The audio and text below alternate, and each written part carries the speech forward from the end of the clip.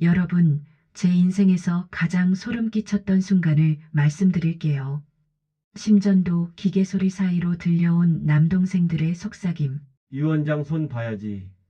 그 한마디에 제 70년 인생이 한순간에 정리되더군요. 저는 그저 남동생들의 돈줄이었던 거예요.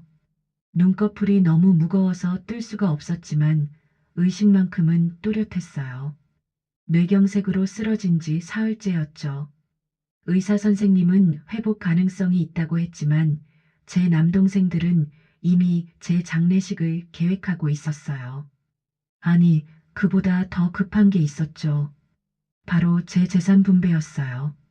둘째 동생 목소리가 들렸어요.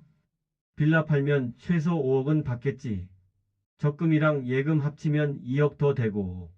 누나가 그렇게 알뜰하더니 결국 우리 몫이 되는구나. 여러분, 제가 25에 첫 월급을 받았을 때가 생각났어요. 그날 저는 봉투를 뜯지도 않고 집으로 달려갔죠. 아버지의 당뇨 합병증 치료비가 급했고 둘째 동생 대학 등록금 납부 마감이 코앞이었거든요. 제 월급 전액이 그날로 사라졌어요. 동료들이 구두를 사고 화장품을 살 때 저는 헌 신발을 기워 신으며 다음 월급을 기다렸죠. 그렇게 45년을 일했어요. 요양원 비용 아깝잖아. 그냥 집에서 간병인 두는 게 나아. 둘째의 말에 막내가 맞장구를 쳤어요. 그것도 돈인데. 그냥 병원에 좀 더 있다가 자연스럽게. 그 순간 제 오른손 검지가 미세하게 떨렸어요. 분노였죠. 저는 이 분노를 놓치지 않기로 했어요. 이게 저를 다시 살려낼 유일한 연료라는 걸 알았으니까요. 동생들이 복도로 나간 후 저는 천천히 눈을 떴어요. 저는 살아야 했어요. 복수하기 위해서가 아니라 제가 평생 바쳐온 이 재산을 정말 가치 있는 곳에 쓰기 위해서였죠. 간호사 호출 버튼을 누르는 제 손가락은 떨렸지만 확고했어요. 이제 시작이었죠. 재활의학과 의사 선생님이 고개를 갸우뚱하시더군요. 환자분 의식이 돌아오셨는데 반응이 거의 없으시네요. 치료증이나 인지장애가 온 것 같습니다. 동생들이 면회 올 때마다 저는 완벽한 식물인간 연기를 했죠. 눈은 허공을 바라보고 입에서는 침이 흘러내리게 뒀어요.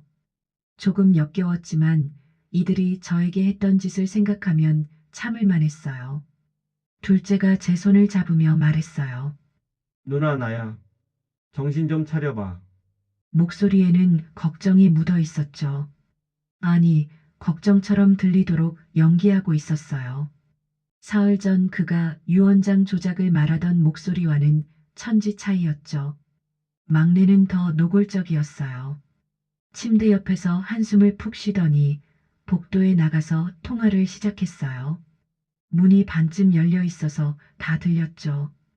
변호사님, 의식불명 상태면 성년후견인 선정할 수 있죠. 네, 빨리 진행해 주세요. 환자 재산 관리를 위해서.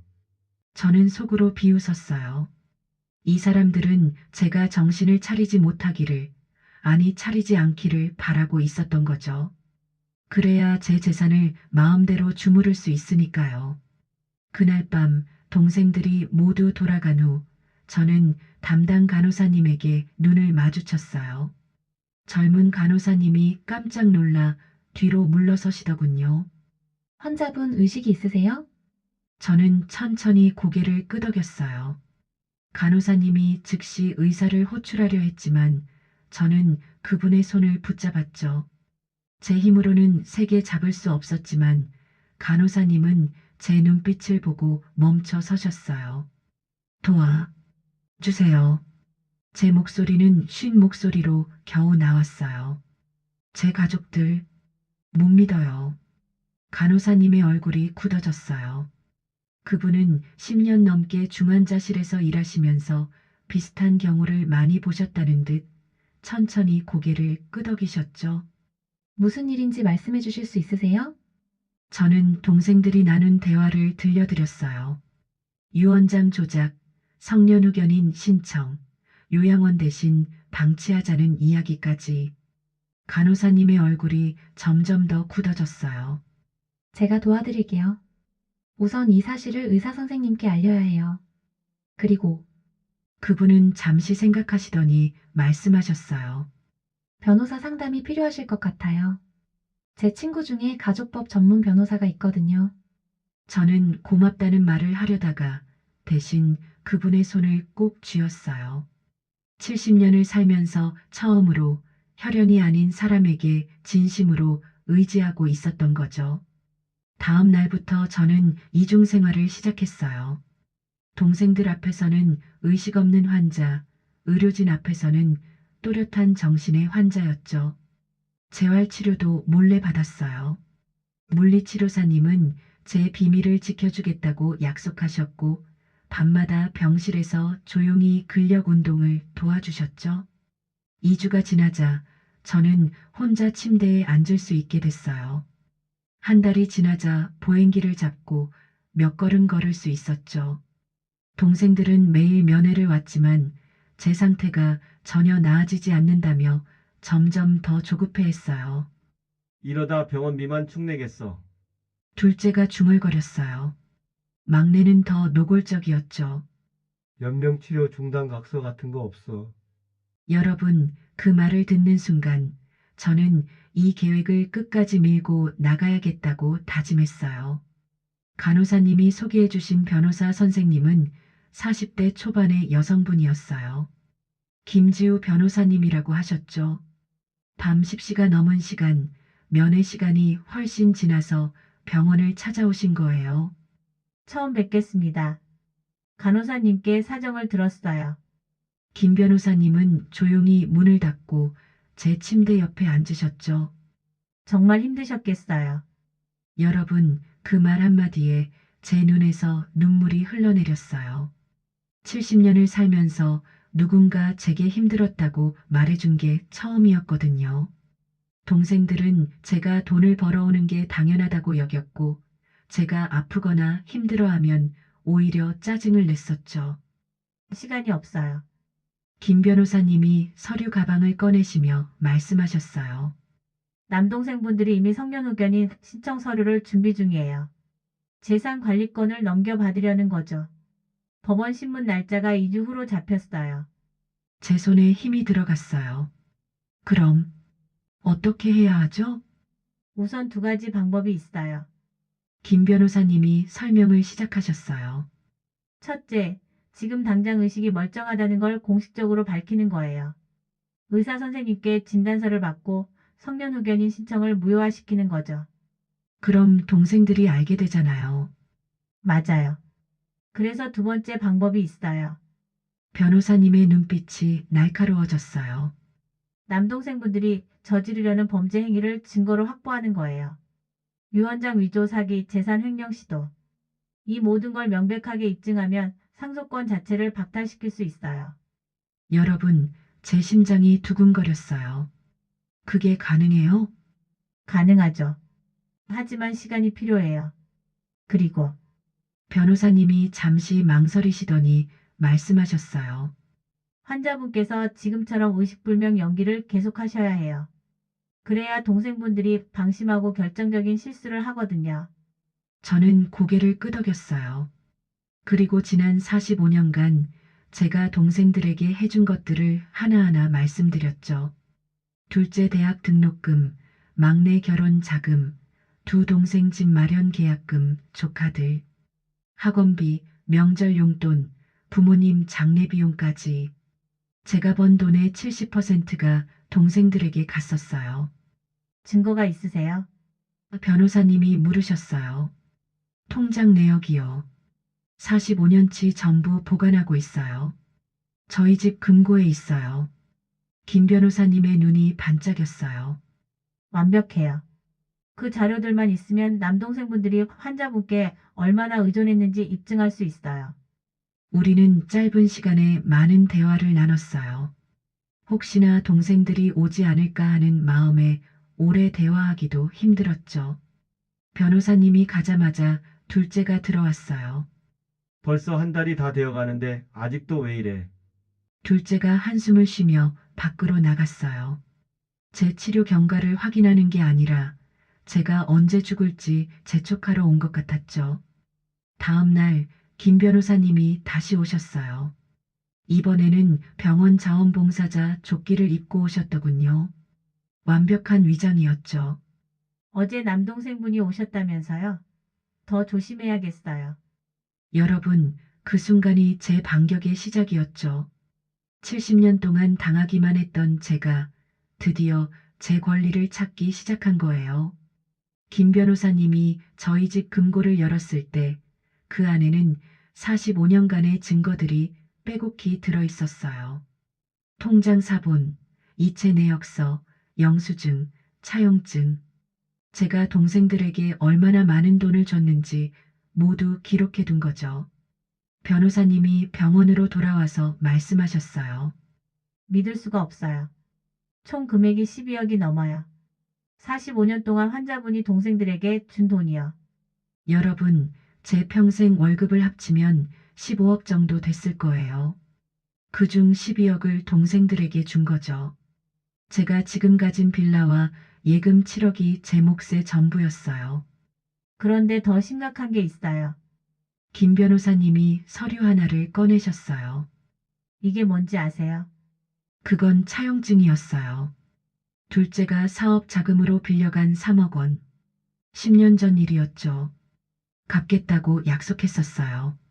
사업이 잘 되면 이자까지 쳐서 갚겠다고. 네, 그런데 이 차용증에 날짜가 적혀 있어요. 상환 기한이요. 이미 8년 전에 지났어요. 그리고 환자분 통장을 확인해 보니 둘째 남동생분 그 사업으로 돈을 많이 버셨더군요. 지금 강남의 30평 아파트에 살고 계세요. 제 손이 부들부들 떨렸어요. 그리고 막내 동생분도 마찬가지예요. 결혼 자금으로 받은 1억 5천 이것도 빌린 거라고 차용증에 적혀 있어요. 하지만 한 푼도 안 갚았죠. 갚을 생각 따윈 처음부터 없었던 거죠. 이게 다가 아니에요. 김 변호사님이 또 다른 서류를 꺼내셨어요. 환자분 명의로 된 보험이 2개 있어요. 수익자가 누군지 확인해 보니 동생들이죠? 내 둘째와 막내 반반씩 수익자로 등록돼 있어요. 총 보험금이 2억 원이에요. 저는 그 보험이 언제 가입된 건지 기억이 안 났어요. 제가 가입한 적이 없는데요. 환자분 도장을 누가 보관하고 있죠? 둘째가 부모님 돌아가신 후로 집안 중요한 서류들을 관리한다고 가져갔어요. 김 변호사님이 고개를 끄덕이셨어요. 이건 명백한 사문서 위조예요. 환자분 동의 없이 보험을 가입하고 수익자를 자기들로 해놓은 거예요. 만약 환자분이 돌아가시면 2억을 받는 거군요. 제 목소리가 차갑게 식었어요. 네. 그리고 여기 더 있어요. 변호사님이 제 빌라 등기부등본을 보여주셨어요. 환자분 빌라에 근저당이 설정돼 있어요. 1억 원짜리. 뭐라고요? 저는 대출받은 적이 없는데요. 환자분 명의로 대출을 받았어요. 3년 전에요. 대출 서류를 확인해 보니 둘째 남동생분 사업 자금으로 쓰인 것 같아요. 여러분, 그 순간 제 머릿속이 하얘졌어요. 동생들은 제가 살아있을 때도 제 재산을 갉아먹고 있었던 거예요. 그리고 지금 제가 쓰러진 틈을 타서 나머지까지 모두 가져가려는 거였죠. 이 증거들이면 충분해요. 김 변호사님이 단호하게 말씀하셨어요. 사문서 위조 사기 횡령. 이 모든 걸 입증할 수 있어요. 게다가 환자분이 쓰러진 후 성년 후견인 신청까지 했으니 이건 명백한 범죄 의도죠. 여러분, 저는 그때 결심했어요. 이 게임을 끝까지 해보기로요.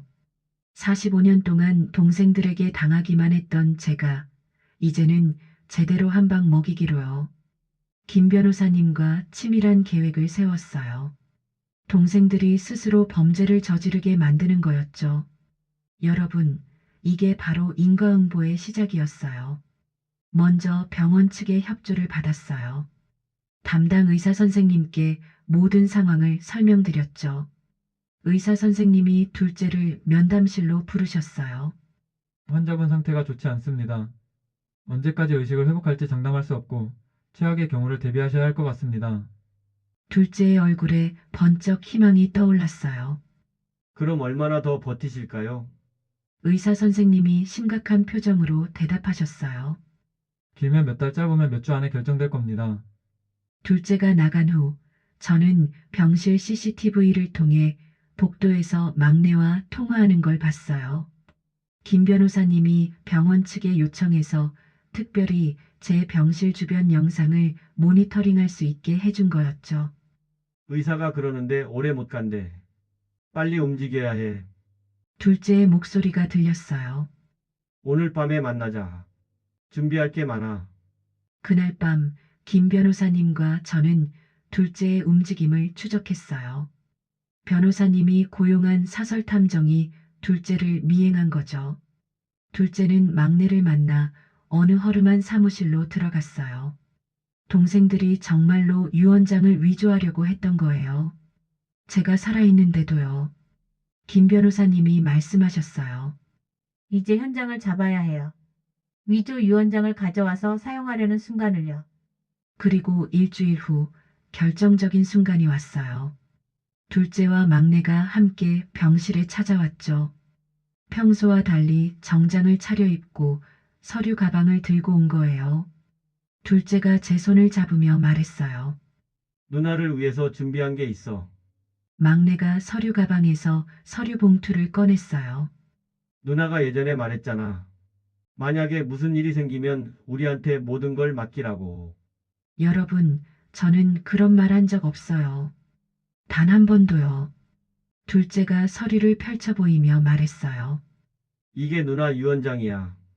누나가 직접 작성한 거라고 변호사가 확인해줬어. 제 눈으로 그 서류를 봤어요. 제 이름으로 된 유언장. 제 모든 재산을 둘째와 막내에게 반반씩 상속한다는 내용. 그리고 거기에는 제 서명이 있었어요. 완벽하게 위조된 서명이요. 이제 이 서류를 공증받기만 하면 돼. 막내가 웃으며 말했어요. 누나 그동안 고마웠어. 우리가 누나 돈 잘 쓸게. 바로 그때 병실 문이 열렸어요. 김 변호사님과 2명의 경찰관이 들어왔죠. 사문서 위조, 사기 미수 현행범으로 체포합니다. 경찰관이 수갑을 꺼내며 말했어요. 둘째의 얼굴이 새하얗게 질렸어요. 뭐야? 이게 무슨... CCTV에 다 찍혔습니다. 위조 유언장을 들고 와서 환자분께 강요하려던 장면까지요. 김 변호사님이 차갑게 말씀하셨어요. 막내가 황급히 서류를 숨기려 했지만 경찰관이 재빠르게 빼앗았어요. 증거물로 압수하겠습니다. 그리고 여러분, 그때 제가 천천히 일어나 앉았어요.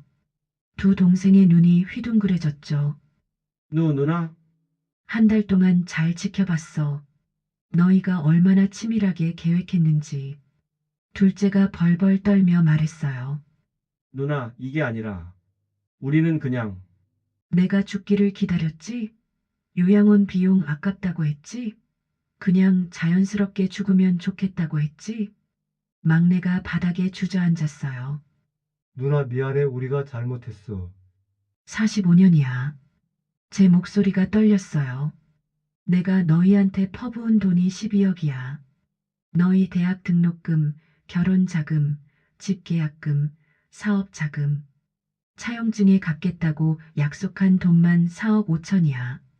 단 한 푼도 안 갚았지? 둘째가 고개를 떨구었어요. 그리고 내 명의로 몰래 보험 가입한 거, 내 빌라의 근저당 설정한 거 다 알아. 저는 경찰관을 돌아보며 말했어요. 이 사람들을 고소합니다. 사문서 위조, 사기, 횡령, 모든 죄목으로요. 2달 후 법정에 섰어요. 제가 70평생 법정에 올 줄은 상상도 못했죠. 그것도 제 친동생들을 상대로요. 저는 그날 처음으로 45년간 삼켰던 말들을 다 쏟아냈어요. 25살에 첫 월급 받던 날 기억해요. 저는 회사 동기들이 치킨을 시켜 먹는 걸 보면서 침만 삼켰어요. 제 월급은 이미 둘째 등록금으로 사라졌거든요. 30살 때는 직장 선배가 소개팅을 주선해줬어요. 좋은 사람이었죠. 하지만 거절했어요. 결혼하면 시댁 눈치 보느라 친정에 돈을 못 보낼까 봐요. 법정이 조용해졌어요. 40살 때는 암 진단을 받았어요. 초기였지만 수술이 필요했죠. 하지만 막내 결혼식이 한 달 후였어요. 저는 수술을 미뤘어요. 결혼 축의금 300만 원을 먼저 줘야 했거든요. 다행히 암은 완치됐지만 그 3개월 동안 저는 매일 밤 죽을까봐 무서워서 울었어요. 둘째가 고개를 들지 못했어요. 막내는 눈물을 흘리고 있었죠. 50살 때 처음으로 여행을 가고 싶다고 말했어요. 제주도라도 한번 가보고 싶다고요. 그랬더니 둘째가 뭐라고 했는지 아세요? 누나, 그 돈이면 조카 학원비 석 달치야. 저는 여행을 포기했어요. 그리고 65살에 정년 퇴직할 때까지 단 한 번도 여행을 가본 적이 없어요. 제 목소리가 떨렸어요. 70살이 돼서야 깨달았어요. 제 인생은 없었다는 걸. 저는 그저 돈줄이었다는 걸. 판사님이 말씀하셨어요. 피고인들에게 최후 진술 기회를 드리겠습니다. 둘째가 떨리는 목소리로 말했어요. 누나 정말 미안해. 우리가 너무 당연하게 생각했어. 누나가 해주는 게 다 당연한 줄 알았어. 막내는 목이 메어 말을 잇지 못했어요. 하지만 여러분, 저는 더 이상 그 눈물에 속지 않았어요. 판결이 내려졌어요. 둘째와 막내 각각 징역 2년과 1년 6개월. 집행유예 없이 실형이었어요. 그리고 민사상 손해배상으로 12억 원 전액 반환 명령. 거기에 이자까지 더하면 15억이 넘었죠. 또한 피고인들의 상속권을 박탈합니다. 판사님의 말에 둘째가 주저앉았어요. 법정을 나온 후 저는 한동안 멍하니 지냈어요. 45년 만에 처음으로 아무에게도 돈을 주지 않아도 되는 삶이 시작된 거예요. 아침에 일어나면 습관적으로 동생들 통장에 돈을 보냈는지 확인했고 마트에서 장을 볼 때도 제일 싼 것만 골랐어요. 70년 동안 몸에 밴 습관은 쉽게 바뀌지 않더라고요. 어느 날 김 변호사님이 찾아오셨어요. 요즘 어떻게 지내세요? 잘 지내야 하는데 잘 모르겠어요. 변호사님이 잠시 생각하시더니 말씀하셨어요. 제 친구가 운영하는 센터가 있어요. 가정폭력이나 경제적 학대를 당한 여성들을 돕는 센터예요. 거기서 상담 봉사자를 찾고 있는데 관심 있으세요? 저는 고개를 끄덕였어요. 제가 겪은 일을 다른 사람들이 겪지 않게 도울 수 있다면 그것만큼 의미 있는 일은 없을 것 같았거든요. 센터에 처음 갔을 때 저보다 젊은 여성들이 많았어요. 저는 70년을 살고 나서야 깨달았어요. 가족이라고 해서 무조건 희생할 필요는 없다는 걸요. 여러분은 저보다 더 빨리 깨달았으니 그것만으로도 행운이에요. 저는 센터 근처에 작은 카페를 하나 열었어요. 학대받는 여성들이 편하게 쉴 수 있는 공간을 만들고 싶었거든요. 카페를 운영하면서 많은 분들을 만났어요. 저처럼 가족에게 상처받은 사람들, 늦은 나이에 새 출발을 하는 사람들. 그분들과 이야기를 나누면서 저는 제 상처가 조금씩 아물어가는 걸 느꼈어요. 카페는 작지만 단골 손님들이 생겼고 센터 봉사활동도 계속하고 있었어요. 어느 날 둘째한테서 편지가 왔어요. 누나 미안해. 정말 미안해. 용서해 줄 수 없다는 거 알아. 그냥 미안하다는 말이라도 하고 싶었어. 저는 답장을 쓰지 않았어요. 용서하지도 증오하지도 않았죠. 그냥 무덤덤했어요. 그 사람들은 이제 제 인생에 없는 사람들이니까요. 따뜻한 햇살이 들어오고 손님들이 편안하게 앉아 커피를 마시는 이곳. 여기가 제 진짜 집이에요. 이 사람들이 제 진짜 가족이고요. 70년을 남을 위해 살았다면 이제 남은 시간은 저를 위해 그리고 정말로 저를 필요로 하는 사람들을 위해 살 거예요. 가끔 생각해요. 만약 제가 계속 참고 살았다면 어땠을까? 동생들에게 재산을 다 빼앗기고 요양원에도 못 가고 쓸쓸히 죽었겠죠. 그리고 동생들은 제 돈으로 호화롭게 살았을 거예요. 하지만 저는 싸웠어요. 제 권리를 찾았고 제 인생을 되찾았어요. 가족이라는 이름으로 여러분을 이용하는 사람이 있다면 주저하지 마세요.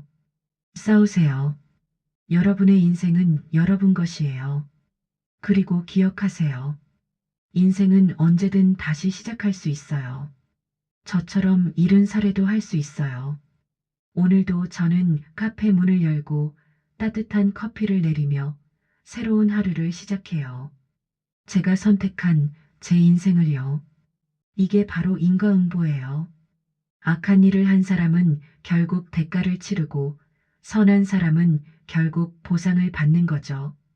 45년은 늦었지만 저는 제 몫의 행복을 찾았어요. 여러분도 늦었다고 생각하지 마세요. 지금이 바로 시작할 때예요.